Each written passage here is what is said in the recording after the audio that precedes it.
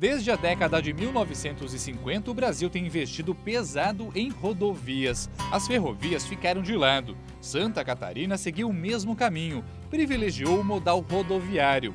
Um levantamento feito pela Fiesc, a Federação das Indústrias de Santa Catarina, indica que 90% da produção catarinense é transportada por caminhões.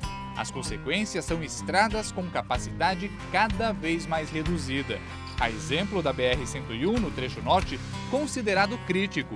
A projeção da Fiesc é que o volume de cargas no estado triplique nos próximos 15 anos e chegue a 144 milhões de toneladas. Outra preocupação é com o alto custo de logística, que consome 14% do faturamento das empresas catarinenses. Muito alto o custo de logística, porque nós temos uma indústria desconcentrada. Temos indústrias a 700, 800 quilômetros do litoral de Santa Catarina. E a condição da nossa infraestrutura é muito precária, por isso o custo de logística é extremamente alto. 14% é mais do que 50% o custo de logística de uma empresa americana, por exemplo. Sem alternativas de um transporte eficiente, o produto catarinense perde competitividade no mercado. A constatação é da Fiesc, que defende a retomada de investimentos no modal ferroviário, em média 33% mais barato que o rodoviário, e que pode chegar a custar até 80% menos, de acordo com a entidade. Para a agroindústria catarinense, principalmente do oeste do estado, a ferrovia é uma questão de sobrevivência no mercado. Os grandes frigoríficos de aves e suínos teve a sua origem no Grande Oeste. Concórdia, Chapecó, Videira, Capinzal e assim por diante. E a falta das ferrovias está fazendo com que essas empresas, a hora de ampliar, fazer novas plantas, eles estão fugindo para o centro-oeste por causa dos grãos, o milho e soja, que é o fator principal da ração. Então, a ferrovia é de suma importância para que as nossas agroindústrias se mantenham na região. Em Santa Catarina, pela linha férrea entre São Francisco do Sul e Lages, são movimentadas basicamente cargas de grãos. Por dia, são descarregados no Porto de São Francisco 300 vagões de soja ou milho conforme a época. Até junho, foram mais de 30 mil. Cada vagão com 80 toneladas representa 2 caminhões a menos nas rodovias. No sul do estado, o transporte pelos trilhos é de arroz, cerâmica, mel, mas principalmente carvão mineral. Ano passado foram quase 4 milhões de toneladas, um recorde para a Ferrovia Tereza Cristina, que gera 140 empregos diretos e outros 150 indiretos. O trecho tem 164 quilômetros e liga a região carbonífera ao porto de Imbituba. A concessionária que administra a linha projeta movimentar 11 milhões de toneladas até 2030. Mas o desempenho depende das ferrovias voltarem a ter prioridade no país. Então, nós olharmos os países que fizeram isso, né? Você olha os Estados Unidos, olha a Austrália, né? Você percebe que o desenvolvimento de transporte de carga dele é muito superior ao nosso. A carga deles chega ao porto, ao consumidor, num custo muito mais baixo que o nosso, justamente porque nós rodamos em cima de pneu. As cargas tipicamente ferroviárias, por falta de investimento das malhas nos lugares corretos. Sem a linha férrea, a BR-101 aqui no sul do estado provavelmente ficaria intransitável. Isso porque, para abastecer o complexo termoelétrico Jorge Lacerda, em Capivari de Baixo, a cada 1 minuto e meio, um caminhão carregado com carvão vindo da região de Criciúma precisaria transitar pela rodovia. O vai e vem nos dois sentidos resultaria num fluxo de 1.920 carretas por dia, em uma estrada onde a mobilidade já está bastante comprometida pela movimentação de outros tipos de carga e pela circulação de ônibus e veículos de passeio. Isso é que diferencia a capacidade da ferrovia, né, com a rodovia, com o transporte rodoviário. São dois modais complementares, em alguns momentos são concorrentes, Mas dependendo do volume de carga e das distâncias percorridas, é importante que você implante o modal mais adequado e com menor custo, né, para o transporte dessa matéria-prima ou dos produtos acabados. O deputado catarinense Pedro Kizai coordena na Câmara Federal a Frente Parlamentar Mista de Ferrovias, criada para estimular e cobrar políticas públicas de investimentos em linha férrea. Segundo o parlamentar, o desperdício provocado pela ineficiência do transporte de cargas no Brasil é de 150 milhões de dólares por ano. E tem que agora buscar e correr contra o tempo para montar uma malha ferroviária nacional. E por que ferrovias? Porque ferrovia é um transporte mais barato, ferrovia é um transporte mais seguro, ferrovia é um transporte ambientalmente sustentável, ferrovia é um indutor do desenvolvimento por onde passa, gerando emprego.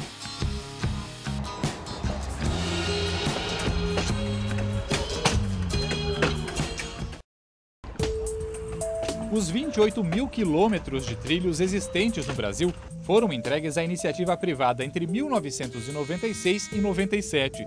Santa Catarina não ficou de fora da privatização. Para o presidente da Frente Parlamentar Catarinense das Ferrovias, o modelo adotado é considerado um retrocesso para o país e para o Estado. Um crime. Quando você entrega na mão de uma empresa um patrimônio que era público, que era de uso do conjunto da sociedade, coloca na mão de uma empresa que pega alguns filé mignon, né, os espaços melhor, explora e o restante abandona. Né? Tanto é que nós temos aqui em Santa Catarina, grande parte das nossas ferrovias estão abandonadíssimas, né? Estão sucateadas. Apesar da privatização, o modal está defasado e não recebeu investimentos de modernização e ampliação dos ramais ferroviários. 2 importantes projetos para melhorar a ligação por meio de trilhos no estado nunca saíram do papel. A ferrovia litorânea, com 236 quilômetros, pretende ser uma extensão da Teresa Cristina no sul do estado, ligando 4 portos entre Imbituba e Araquari. A obra ainda está em fase de estudo de viabilidade e está barrada por um impasse no Morro dos Cavalos, onde há uma comunidade indígena. A FUNAI sugere a alteração do traçado com aumento da extensão em 30 quilômetros e a construção de 7 túneis.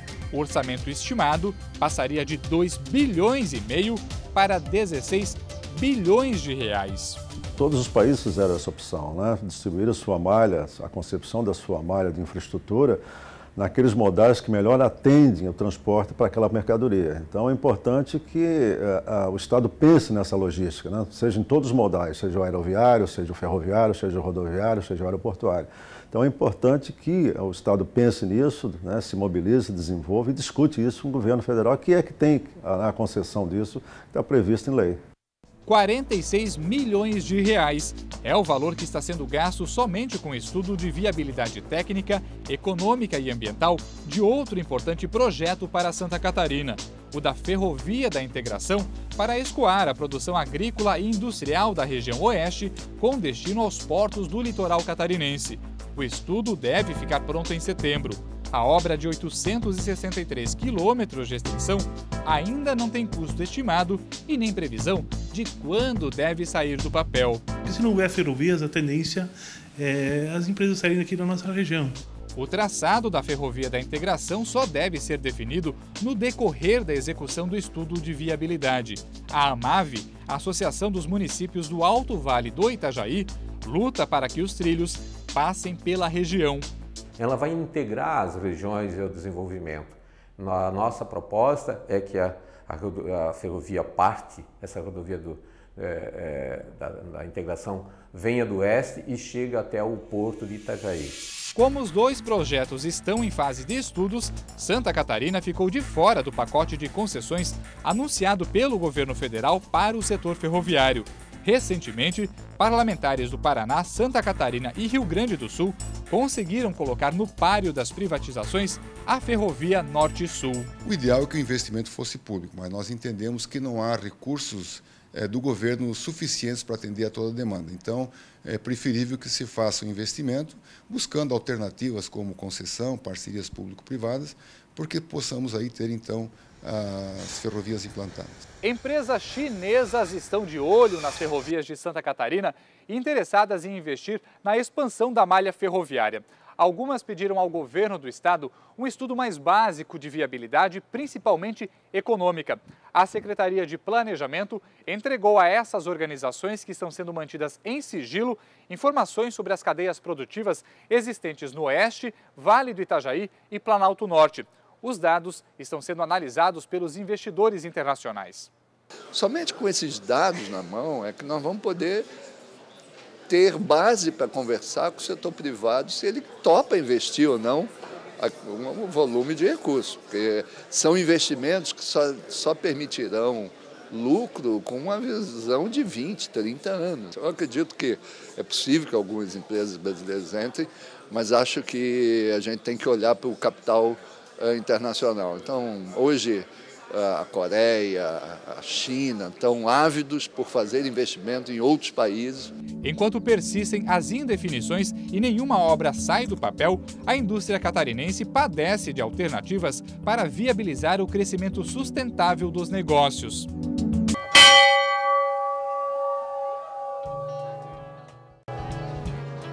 Essas cenas ficaram na memória de quem testemunhou o progresso chegar pelos trilhos. Em Santa Catarina, o passado agora só se faz presente em passeios turísticos como em Rio Negrinho, no Planalto Norte, onde os passageiros relembram o auge das ferrovias no estado.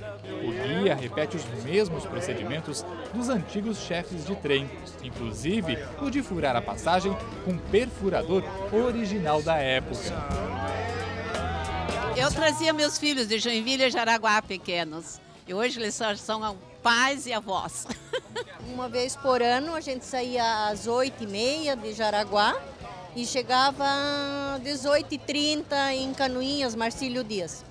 Era nesse mesmo ritmo, lento assim, e era muito gostoso para viajar.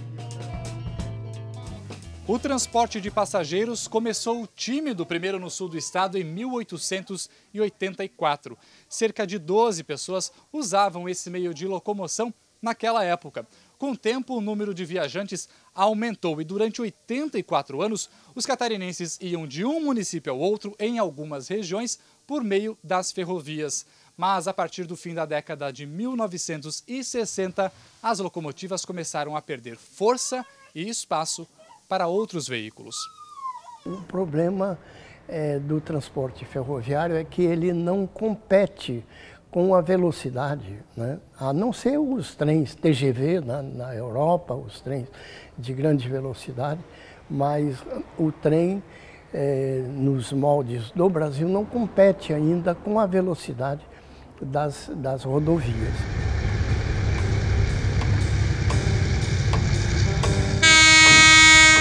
Outra explicação para o Brasil ter abandonado o trem é o alto custo de construção das linhas. O investimento em cada quilômetro de ferrovia está estimado em US$1 milhão, enquanto de asfalto, 600 mil. Em Joinville, no norte do estado, onde o projeto do contorno ferroviário deve redirecionar a malha férrea, a Associação Empresarial defende o reaproveitamento da estrutura e a retomada do transporte de passageiros. Na minha opinião, devia tirar o transporte de cargas da cidade, mas deixar a malha viária para ser utilizada no futuro ou a curto prazo no transporte de passageiros, né? Por que não reativar o transporte de passageiros entre São Francisco, Joinville, Jaraguá, Corupá e até São Bento? A passos lentos, o Brasil tenta correr atrás do tempo perdido e adaptar os projetos previstos para as ferrovias com base em modelos que deram certo em países desenvolvidos. A futura ferrovia litorânea de Santa Catarina, por exemplo, deve, além de cargas, atender o transporte de passageiros. Nós estamos trabalhando que a tecnologia existente nos novos projetos ferroviários é de bitola larga, que permitirá uma velocidade de 80, 90 até 100 km por hora. Com esta velocidade, ela é extremamente competitiva. Modernizar e ampliar as nossas malhas ferroviárias, por enquanto, ainda é um sonho distante. De concreto mesmo, só um emaranhado de papéis. O trem pede passagem há muito tempo, mas infelizmente não recebeu a atenção que merecia. E hoje resta torcer para que os projetos emperrados sejam vistos com um olhar mais atento e boa vontade, como um caminho para o desenvolvimento.